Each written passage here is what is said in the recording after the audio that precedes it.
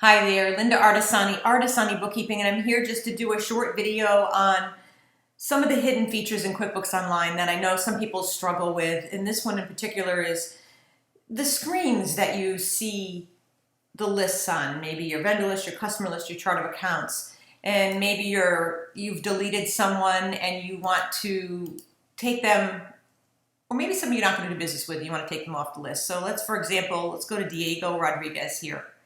I did business with him in the beginning of the year, but I know I'll never do business with him again for whatever reason. Maybe you didn't like working with them. So I'm going to click to make him inactive. It's going to delete him from my list. So if I come back to my customer list, you'll see that Diego is no longer here. Now, what if I do decide to do business? I make up. We have a little resolution, and we've decided that we do want to work together again.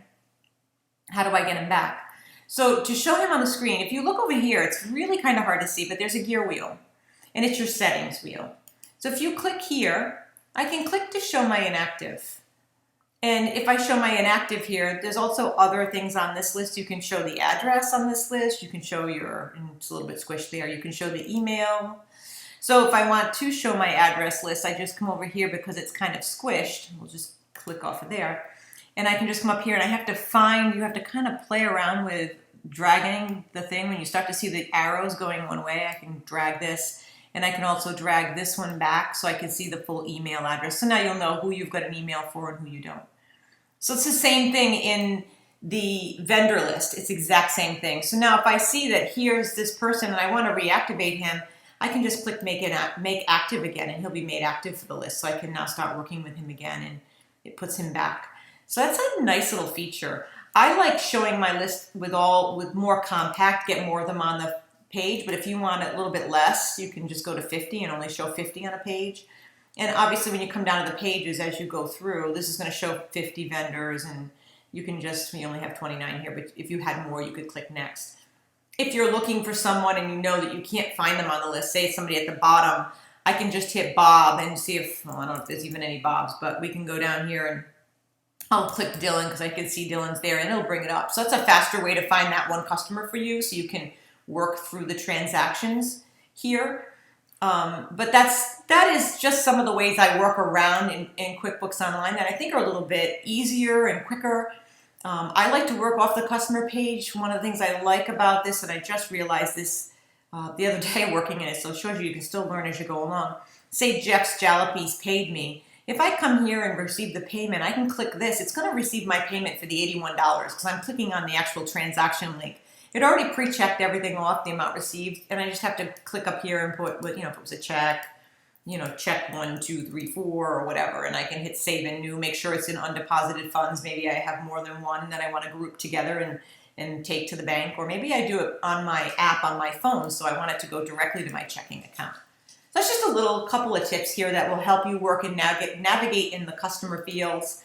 Like I said, it's the same in vendors. If we were going to come over to vendors, the same thing. If I wanted to take off Cal Telephone, I now use AT&T, for example, and I don't want to use Cal Telephone. I just come up here, click on Cal Telephone, edit that vendor, and make it inactive, and hit yes. Looks like it's used in a recurring template. Of course, I have to pick one that you can't inactivate, but if it's in a recurring template and you get that warning, now I got to come over to the recurring transactions, find my Cal Telephone bill, which here it is, it's scheduled because it must be the same every month. Click here to edit it, and I want to delete this. Whoops, I don't want to edit it, I want to delete it. So I'm going to come to the drop down and just delete it. Now I can go back to my vendor, Cal Telephone. I don't want it to be recurring because I no longer have this as my vendor, and I can come over here and make this inactive. And now it's off my list. So actually that was pretty good to have that show. Again, if you want to show your inactive, you just come over here and just include the inactive, and then you can change the look of the screen to show more compact version. You can add the address, you can add attachments, so it lets you expand on that screen. That's the tips for today on vendors and on customers. Just a couple of little tips. Same thing with doing vendors. If you wanted to make a payment to this vendor, you can just click make a payment to this one particular vendor instead of going to the pay bills screen. And it creates a transaction for you. This is probably the last time I paid this. I paid it with a MasterCard, but you can change it to your checking if you decide to do it with check, and then you can just change it to print later and then come down here and print your check. So it's pretty easy to work in this program. This is what I love about QuickBooks Online. I am happy to say that as of today, my last client is converting over, so I am 100% with QuickBooks Online now. I don't have any people on the desktop program unless they call and need a little bit of help with that, but it's getting to be fewer and fewer. People are really moving to the cloud and moving to the ability to be able to log in from their iPad, their iPhone. It's just got so much more versatility. Of course, there are people who it won't work with still. Maybe somebody's got some unique progress billing, maybe a way that they progress bill that doesn't work with QuickBooks Online. So there are reasons why you would stay with desktop. Maybe you're more of an enterprise solutions kind of a client. I do have one of those, so I guess technically could say I'm not completely with QuickBooks Online, but with enterprise, that's a whole different animal. So if you have any questions, you'd like some more videos posted, I would love to hear from you. Please feel free to reach out to me.